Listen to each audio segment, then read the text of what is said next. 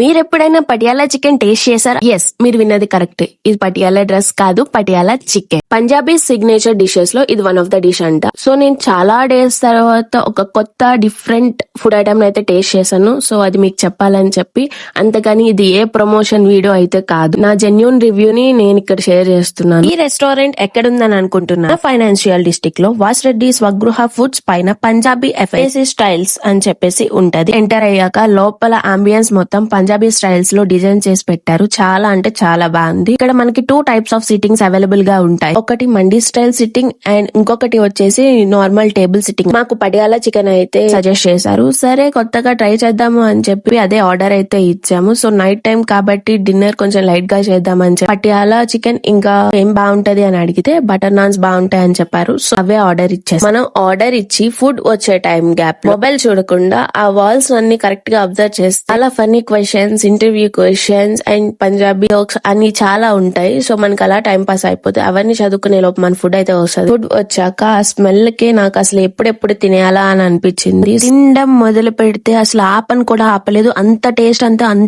Explain చేయడం నాకు పెద్దగా రాదు, బట్ తినడం అయితే బాగా పక్కా విజిట్ చేసి టేస్ట్ చేయండి. సపోజ్ మీరు ఆల్రెడీ టేస్ట్ చేస్తుంటే మీకు ఎలా అనిపించిందో నా కామెంట్ సెక్షన్ లో కామెంట్ చేయండి. మీరు కానీ ముందే జొమాటో ఆర్ డిస్టిక్ యాప్ లో బుకింగ్ చేసుకుని వెళ్తే మన ఓవరాల్ బిల్ పైన కొంచెం డిస్కౌంట్ అయితే వస్తుంది. So checkout guys.